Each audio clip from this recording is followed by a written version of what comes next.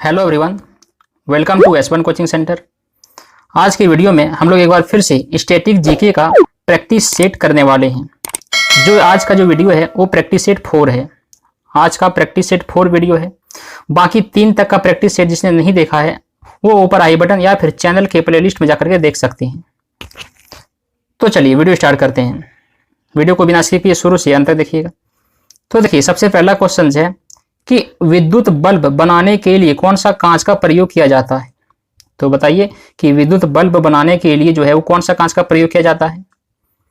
तो देखिए, विद्युत बल्ब बनाने के लिए जो है वो क्राउन कांच का प्रयोग किया जाता है। कौन सा कांच? क्राउन कांच का प्रयोग किया जाता है। ऑप्शन डी इसका क्या होगा? राइट आंसर हो जाएगा। और बाकी जान लीजिए, जो पायरेक्स कांच होता है, पायरेक्स कांच से क्या बनता है? जो लैब होता है, जो प्रयोगशाला होता है, वहां पर जो उपकरण वगैरह जो होता है, तो वो सब बनाने के लिए हम लोग पायरेक्स कांच का प्रयोग किया जाता है। मतलब लैब में उपयोग किए जाने वाले जितने भी उपकरण होते हैं उसको बनाने के लिए हम लोग पायरेक्स कांच का प्रयोग करते हैं। ठीक है। और फ्लिंट कांच जो होता है, फ्लिंट कांच से क्या बनता है? फ्लिंट कांच से जैसे आपका कैमरा हो गया, उसके बाद आपका दूरबीन हो गया, फिर कोई भी लेंस हो गया, तो ये सब के लिए हम लोग फ्लिंट कांच का उपयोग करते हैं। ठीक है। और सोडा कांच जो है, सोडा कांच से जैसे कि आपका ट्यूबलाइट वगैरह हो गया। कौन सा? तो ट्यूबलाइट हो गया। उसके बाद बोतल वगैरह जो होता है, बोतल हो गया। तो ये सब बनाने के लिए हम लोग सोडा कांच का प्रयोग करते हैं। तो ठीक है, यहाँ पर विद्युत बल्ब बनाने के लिए कौन सा कांच? क्राउन कांच। ऑप्शन डी इसका राइट आंसर होगा। चलिए अगला क्वेश्चन देखते हैं। अगला क्वेश्चन है कि बंगाल में द्वैध शासन का अंत किसने किया था। क्या है अगला क्वेश्चन? कि बंगाल में द्वैध शासन का अंत किसने किया था। तो देखिए, बंगाल में द्वैध शासन का अंत किया था वारेन हेस्टिंग्स ने। किसने? वारेन हेस्टिंग्स ने किया था। और ये कब किया था? ये किया था आपका 1772 में किया था। ठीक है। उसके बाद जो लॉर्ड कॉर्नवालिस है, इसने क्या किया था? तो लॉर्ड कॉर्नवालिस ने अस्थाई बंदोबस्त को समाप्त किया था। अस्थाई बंदोबस्त, तो अस्थाई बंदोबस्त को किसने समाप्त किया था? लॉर्ड कॉर्नवालिस ने। कब किया था? तो 1793 में किया था। कब? 1793 में। उसके बाद सहायक संधि, सहायक संधि के लिए कौन है? तो लॉर्ड वेलेजली। ठीक है। सहायक संधि के लिए कौन है? तो लॉर्ड वेलेजली। कब किया था सहायक संधि? तो 1798 में। ठीक। और एक राज्य हड़प नीति, राज्य हड़प नीति को है ये किसने शुरू किया था? ये किया था आपका लॉर्ड डलहौजी ने। राज्य हड़प नीति किसने किया था? तो लॉर्ड डलहौजी ने। ये कब किया था? ये किया था आपका 1856 में किया था राज्य हड़प नीति लॉर्ड डलहौजी के द्वारा। ठीक है। तो यहाँ पे बंगाल में द्वैध शासन का अंत किसने किया था? वारेन हेस्टिंग्स ने 1772 में किया था। ऑप्शन ये इसका राइट आंसर हो जाएगा। ठीक। चलिए नेक्स्ट क्वेश्चन देखते हैं। नेक्स्ट क्वेश्चन है कि राज्य के नीति निर्देशक सिद्धांत जो है वो कहां से लिया गया है। जो राज्य के नीति निर्देशक जो सिद्धांत है वो कहां से लिया गया है। तो देखिए, राज्य के नीति निर्देशक सिद्धांत जो है ये आपका आयरलैंड से लिया गया है। कहां से? आयरलैंड से लिया गया है। और भी जान लीजिए कि आयरलैंड से आपका राष्ट्रपति के निर्वाचन की जो रीति रिवाज होता है, जो भारत में जो राष्ट्रपति का जो रीति रिवाज होता है, ये भी तरीका लिया गया कहां से? तो ये आयरलैंड से लिया गया है। ठीक है। उसके बाद देखिए, कनाडा से लिया गया है क्या? संघात्मक व्यवस्था, जो संघात्मक व्यवस्था है ये आपका कनाडा से लिया गया है। और फिर एक अवशिष्ट शक्तियां, जो अवशिष्ट शक्तियां हैं ये भी कनाडा से लिया गया है। ठीक है। उसके बाद देखिए, अमेरिकी संविधान से क्या लिया गया है? तो अमेरिकी संविधान से आपका जैसे कि न्यायिक पुनर्वलोकन हो गया, न्याय के पुनर्लेखन वगैरह हो गया, फिर आपका मौलिक अधिकार हो गया, फिर आपका राष्ट्रपति पर महाभियोग वगैरह हो गया, उसके बाद स्वतंत्र न्यायपालिका हो गया, उच्चतम न्यायालय हो गया। तो ये सब जो है आपका अमेरिकी संविधान से लिया गया है। और जर्मनी से क्या लिया गया है? तो देखिए, जर्मनी से आपका जो है वो आपात उपबंध, जो आपात उपबंध होता है, तो ये प्रक्रिया लिया गया आपका जर्मनी से। तो यहाँ पे राज्य के नीति निर्देशक सिद्धांत कहां से लिया है? आयरलैंड से। ऑप्शन ये इसका राइट आंसर हो जाएगा। ठीक है। चलिए नेक्स्ट क्वेश्चन है। देखिए नेक्स्ट क्वेश्चन है कि पंचायती राज किस अनुसूची में सम्मिलित है। क्या है? कि पंचायती राज जो है वो किस अनुसूची में सम्मिलित है।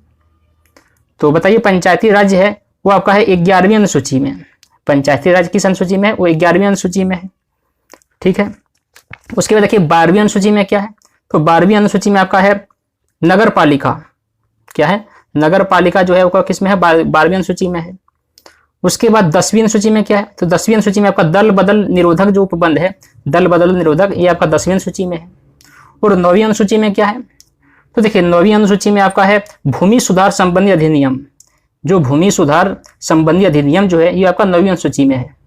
ठीक है। तो यहाँ पे पंचायती राज किस अनुसूची में है? वो 11वीं अनुसूची में है। ऑप्शन ये इसका क्या होगा? राइट आंसर हो जाएगा। चलिए नेक्स्ट क्वेश्चन है।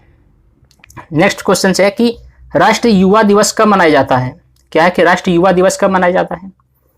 तो देखिए राष्ट्रीय युवा दिवस जो है वो 12 जनवरी को मनाया जाता है। कब? 12 जनवरी को मनाया जाता है। ये किसके उपलक्ष्य में मनाता है? तो स्वामी विवेकानंद, जो स्वामी विवेकानंद हैं तो उन्हीं के जन्म दिवस पर मनाया जाता है राष्ट्रीय युवा दिवस 12 जनवरी को। ठीक है।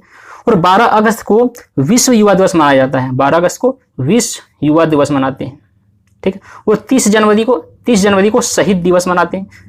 ठीक है, शहीद दिवस महात्मा गांधी के शहीद दिवस के रूप में। और 4 फरवरी को हम लोग विश्व कैंसर दिवस मनाते हैं। 4 फरवरी को वर्ल्ड कैंसर डे, विश्व कैंसर दिवस 4 फरवरी को। तो यहाँ पे राष्ट्रीय युवा दिवस कब हो जाएगा? 12 जनवरी को हो जाएगा। ऑप्शन बी क्या होगा इसका राइट आंसर हो जाएगा। चलिए नेक्स्ट क्वेश्चन है कि यमुना नदी के किनारे कौन से नगर बसे हैं? यमुना नदी के किनारे कौन से नगर बसे हैं यहाँ पे? तो देखिए यमुना नदी के किनारे जो है वो आगरा नगर बसे हुए हैं। और भी देखिए दिल्ली भी आपका यमुना नदी के किनारे ही बसा हुआ है। ठीक है। गोवा देखिए, गोवा आपका किस नदी के किनारे? तो मांडवी नदी। गोवा जो है वो मांडवी नदी के किनारे बसा हुआ है। गोवा हो गया, उसके बाद गोवा की राजधानी पणजी हो गया, तो ये दोनों मांडवी नदी के किनारे बसा हुआ है। ठीक है। उसके बाद ये कानपुर जो है, कानपुर आपका है गंगा नदी के किनारे बसा हुआ। कानपुर किस नदी के किनारे बसा है? गंगा नदी के किनारे बसा हुआ है।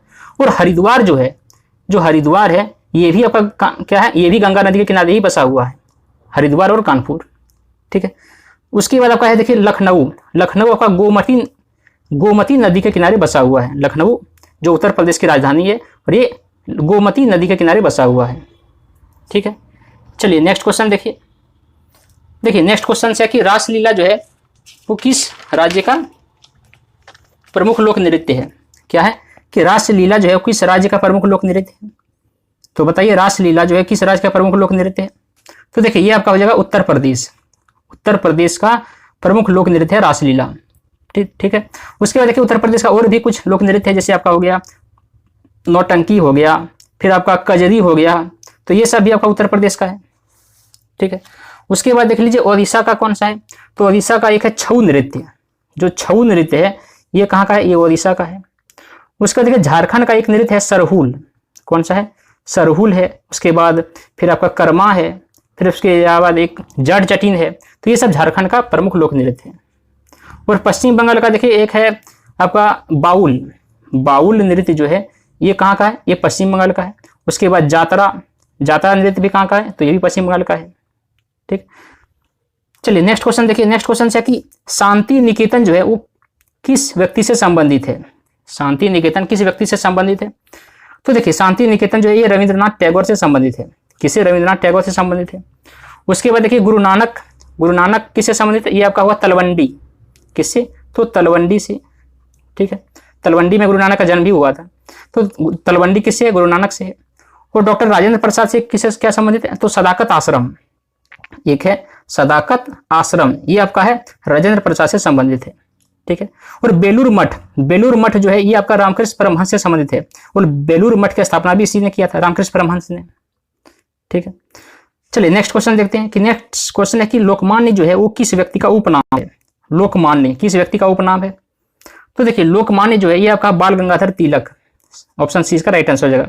लोकमान्य किस व्यक्ति का उपनाम है? तो बाल गंगाधर तिलक का उपनाम है लोकमान्य। ठीक है। तो जान लीजिए अगला कि चित्तरंजन दास जो है ये किसका है? तो चित्तरंजन दास का उपनाम आपका है देशबंधु। चित्तरंजन दास का उपनाम क्या है? तो देशबंधु है। महात्मा गांधी का उपनाम क्या है? तो महात्मा गांधी पर नंगा फकीर, जो नंगा फकीर होता है वो महात्मा गांधी का उपनाम है। उसके बाद जयप्रकाश नारायण का जो है उपनाम वो आपका है जयप्रकाश। क्या है? जयप्रकाश है, जेपी जिसको बोलते हैं शॉर्ट में। चलिए नेक्स्ट क्वेश्चन देखते हैं। नेक्स्ट क्वेश्चन है कि नाभिक की खोज किसने किया था? क्या है नेक्स्ट क्वेश्चन कि नाभिक की खोज किसने किया था? तो देखिए नाभिक की खोज किया था रदरफोर्ड ने। किसने? रदरफोर्ड ने। ऑप्शन डी इसका क्या होगा? राइट आंसर हो जाएगा। बाकी देखिए जेम्स चैडविक ने आपका किया था न्यूट्रॉन की खोज। क्या किया था? न्यूट्रॉन की खोज किया था जेम्स चैडविक ने। फिर आपका गोल्डस्टीन ने किया था क्या? तो गोल्डस्टीन ने किया था प्रोटॉन की खोज। प्रोटॉन की खोज किसने किया था? गोल्डस्टीन ने किया था। और जे थॉमसन ने किया था आपका इलेक्ट्रॉन की खोज। इलेक्ट्रॉन की खोज किया था किसने? तो जे थॉमसन ने किया था। ठीक है। तो यहाँ पे नाभिक की खोज किसने किया था? रदरफोर्ड ने। ऑप्शन डी का राइट आंसर हो जाएगा। चलिए नेक्स्ट क्वेश्चन देखते हैं। देखिए नेक्स्ट क्वेश्चन है कि फ्रांस देश का सरकारी दस्तावेज का नाम क्या है? क्या है कि फ्रांस देश का सरकारी दस्तावेज का नाम क्या है? तो देखिए ये आपका हो जाएगा येलो बुक। क्या हो जाएगा? Yellow book. ऑप्शन ये क्या होगा? इसका राइट आंसर हो जाएगा। ठीक है। उसके बाद जान लीजिए फ्रांस की राजधानी कहाँ है, फ्रांस की राजधानी पेरिस है। ठीक, उसके बाद देखिए ऑरेंज बुक, ऑरेंज बुक किस देश का है दस्तावेज है, तो ऑरेंज बुक आपका जो है नीदरलैंड का, किसका, तो नीदरलैंड का है ऑरेंज बुक। उसके बाद ग्रे बुक कहाँ का है, तो ग्रे बुक आपका जो है बेल्जियम, बेल्जियम हो गया। और एक देश का है ग्रे बुक आपका है बेल्जियम, और एक तो है जापान का, जापान का भी है जो दस्तावेज है वो ग्रे बुक है। ठीक है, और ये व्हाइट बुक, व्हाइट बुक आपका है भारत का और ब्रिटेन का। तो ऐसे क्वेश्चन पूछता है कि किस दो देशों का दस्तावेज जो है सरकारी दस्तावेज व्हाइट बुक है, तो किस किस का है, एक है भारत का और दूसरा है ब्रिटेन का। ठीक है, तो यहाँ पे फ्रांस देश का सरकारी दस्तावेज क्या जाएगा, येलो बुक, ऑप्शन डी इसका राइट आंसर हो जाएगा। चलिए नेक्स्ट क्वेश्चन देखिए, नेक्स्ट क्वेश्चन है कि एलटीटी किस देश का उग्रवादी संगठन है, ये बहुत फेमस क्वेश्चन है। तो एलटीटी जो है किस देश का उग्रवादी संगठन है, तो देखिए एलटीटी जो है ये बहुत ही बड़ा उग्रवादी संगठन है जो श्रीलंका का है, ये कहाँ का है, श्रीलंका का है। और भी देखिए ये जो एक स्पेन का उग्रवादी संगठन है उसका नाम है ईटीए, क्या है, ईटीए है जो स्पेन का उग्रवादी संगठन है। उसके बाद भारत का भी एक उग्रवादी संगठन है उसका नाम है क्या, JKLF, क्या नाम है, JKLF, ये भारत का है। और उसके बाद एक है लेबनान, लेबनान का कौन सा, एक है हिजबुल्लाह, क्या है, हिजबुल्लाह, हिजबुल्लाह जो है वो लेबनान का क्या है, एक उग्रवादी संगठन है। ठीक है, तो यहाँ पे एलटीटी किसका होगा, तो श्रीलंका का है, ऑप्शन सी क्या होगा इसका राइट आंसर। चलिए नेक्स्ट क्वेश्चन है कि यामिनी कृष्णमूर्ति जो है वो किस नृत्य से संबंधित है, क्या कि यामिनी कृष्णमूर्ति किस नृत्य से संबंधित है। तो देखिए यामिनी कृष्णमूर्ति जो है आपका भारतनाट्यम से संबंधित है, किससे, भारतनाट्यम से संबंधित है। और ये भारतनाट्यम जो है कहाँ का है, दक्षिण भारत का जो है प्रमुख लोक नृत्य है, ये कहाँ का, दक्षिण भारत का। ठीक है, उसके बाद देखिए यामिनी कृष्णमूर्ति आपका फिर कुचिपुड़ी, जो कुचिपुड़ी है तो कुचिपुड़ी के लिए भी यामिनी कृष्णमूर्ति प्रमुख संबंधित है नृत्य से, कुचिपुड़ी। और ये कुचिपुड़ी कहाँ का है, तो ये आंध्र प्रदेश का प्रमुख लोक नृत्य है। ठीक है, उसके बाद देखिए कथक, कथक जो है ये आपका उत्तर भारत का है, कहाँ का है, उत्तर भारत का आपका है क्या, तो कथक। और इससे आपका बिरजू महाराज, कथक से संबंधित कौन है, ये आपका बिरजू महाराज है कथक से संबंधित। ठीक है, और ये कथकली कहाँ का है, तो कथकली आपका हो जाएगा केरल का, कथकली कहाँ का है, केरल का प्रमुख नृत्य है। और ये कथकली से संबंधित कौन सा व्यक्ति है, ये है आपका कृष्ण नायर, कौन है, कृष्ण नायर, जो कथकली से संबंधित है। और उसके बाद है ओडिसी, ओडिसी जो है वो ओडिशा का प्रमुख लोक नृत्य है। और इसका एक फेमस व्यक्ति है वो है केलुचरण महापात्रा, कौन है, केलुचरण महापात्रा। ठीक है, तो यहाँ पे यामिनी कृष्णमूर्ति किससे होगा, भारतनाट्यम से होगा और कुचिपुड़ी दोनों से हो जाएगा। ठीक है, यहाँ पे ऑप्शन ये क्या होगा, राइट आंसर हो जाएगा। चलिए नेक्स्ट क्वेश्चन है कि विली विली कहाँ का प्रमुख चक्रवात है, विली विली जो है वो कहाँ का प्रमुख चक्रवात है। तो देखिए विली विली जो है ये ऑस्ट्रेलिया का प्रमुख चक्रवात है, कहाँ का है, ऑस्ट्रेलिया का, ऑप्शन डी क्या होगा, राइट आंसर हो जाएगा। बाकी देखिए कि दक्षिण चीन सागर जो है आपका, दक्षिणी चीन सागर ये आपका है टाइफून है, दक्षिण चीन सागर में एक टाइफून चक्रवात आता है, कौन सा, टाइफून, जो कहाँ का है, दक्षिण चीन सागर का है। और हिंद महासागर का एक प्रमुख चक्रवात है उसका है नाम चक्रवाती है, वो खुद एक चक्रवात है जो कहाँ का है, हिंद महासागर में ये उठता है। और कैरेबियन द्वीप में एक चक्रवात आता है उसका नाम है हरिकेन, कौन सा है, हैरिकेन है, जो कहाँ पर है, ये कैरेबियन द्वीप समूह में उठता है ये। ठीक, चलिए नेक्स्ट क्वेश्चन देखते हैं। नेक्स्ट क्वेश्चन है कि यांत्रिक ऊर्जा को विद्युत ऊर्जा में रूपांतरित करने के लिए किस उपकरण का प्रयोग किया जाता है, क्या है कि यांत्रिक ऊर्जा को विद्युत ऊर्जा में रूपांतरित करने के लिए किस उपकरण का प्रयोग करते हैं। तो देखिए ये आपका हो जाएगा डायनेमो, डायनेमो क्या करता है, यांत्रिक ऊर्जा को विद्युत ऊर्जा में चेंज कर देता है। ठीक है, वो लाउड स्पीकर क्या करता है, लाउड स्पीकर करता है आपका विद्युत ऊर्जा को ध्वनि ऊर्जा में, जो विद्युत ऊर्जा होता है उसको ध्वनि ऊर्जा में चेंज करने का काम कौन करता है, तो लाउड स्पीकर करता है। ठीक है, और फिर जो सौर ऊर्जा होता है उसको विद्युत ऊर्जा में चेंज करने का काम कौन करता है, वो करता है आपका सोलर सेल, कौन करता है, सोलर सेल करता है। और विद्युत मोटर क्या करता है, विद्युत मोटर क्या करता है कि विद्युत ऊर्जा को यांत्रिक ऊर्जा में बदल देता है। ठीक है, चलिए नेक्स्ट क्वेश्चन है कि टेनिस जो है किस में खेला जाता है, क्या है नेक्स्ट क्वेश्चन कि टेनिस किस में खेला जाता है। तो देखिए टेनिस आपका कोर्ट में खेला जाता है, टेनिस किस में, कोर्ट में खेला जाता है, ऑप्शन ये क्या होगा, राइट आंसर हो जाएगा। बाकी देखिए जो बेसबॉल है, बेसबॉल आपका डायमंड में खेला जाता है, कहाँ पर, डायमंड में खेला जाता है। और मुक्केबाजी में क्या खेला जाता है, मुक्केबाजी में आपका रिंग खेला जाता है, रिंग, रिंग में खेला जाता है मुक्केबाजी। और बोर्ड में खेला जाता है आपका टेबल टेनिस, जो टेबल टेनिस होता है ये कहाँ खेला जाता है, बोर्ड में खेला जाता है। देखिए कंफ्यूज नहीं होना है, टेबल टेनिस बोर्ड में और सिर्फ टेनिस कोर्ट में। ठीक है, तो यहाँ पे ऑप्शन ये क्या होगा, राइट आंसर। चलिए उसके बाद नेक्स्ट क्वेश्चन है कि आइसोबार किससे संबंधित है, क्या है कि आइसोबार किससे संबंधित है। तो देखिए आइसोबार जो है वो अब आपका हो जाएगा समान वायुमंडल दाब। क्या हो जाएगा? समान वायुमंडल दाब से संबंधित है आइसोबार। ठीक है। उसके बाद देखिए समान सागरीय गहराई जो है ये आपका हो जाएगा कौन? ये हो जाएगा आइसोबाथ। क्या हो जाएगा? आइसोबाथ जो हो जाएगा ये आपका समान सागरीय गहराई से संबंधित है। वो समान लवणता जो है ये आपका आइसोहेलाइन। समान लवणता कौन से संबंधित है? ये हो जाएगा आइसोहेलाइन जो है वो समान लवणता से संबंधित है। ठीक है। उसके बाद समान वर्षा जो है ये समान वर्षा के लिए होता है आइसोहाइट। क्या होता है? आइसोहाइट समान वर्षा के लिए संबंधित है। चलिए नेक्स्ट क्वेश्चन है कि मेगस्थनी जो है किसके शासनकाल में भारत आया था? तो बताइए मेगस्थनी किसके शासनकाल में भारत आया था? तो देखिए मेगस्थनी चंद्रगुप्त मौर्य के शासनकाल में भारत आया था। किसके शासनकाल में? चंद्रगुप्त मौर्य के। और ये मेगस्थनीज कहाँ का था? तो मेगस्थनीज एक यूनानी था। क्या था? यूनानी था। और ये कब आया था भारत? ये आया था 305 में आया था। कब? 305 में। उसके बाद जान लीजिए कि बिंदुसार के शासनकाल में भी एक आया था। वो आया था आपका डायमेकस। बिंदुसार के शासनकाल में एक आया था। कौन? डायमेकस आया था जो सीरिया का था। कहाँ सा? सीरिया का था। और ये कब आया था? ये आया था 298 में। ठीक है। उसके बाद था चंद्रगुप्त विक्रमादित्य के दरबार में कौन आया था? तो चंद्रगुप्त विक्रमादित्य के दरबार में आया था वो आया था आपका फायान। कौन आया था? फायान आया था चंद्रगुप्त विक्रम द्वितीय के दरबार में आया था। ये कब आया था? ये आया था आपका 399 में आया था। ठीक। उसके बाद हर्षवर्धन के शासनकाल में कौन आया था? एक आया था हैंसोंग। हैंसोंग आया था हर्षवर्धन के शासनकाल में। ये आया था कब? ये आया था 630 ईस्वी में आया था। और ये भी एक चीनी था, चीनी यात्री था। ठीक। तो हर्षवर्धन के शासनकाल में कौन आया था? हैंसोंग आया था।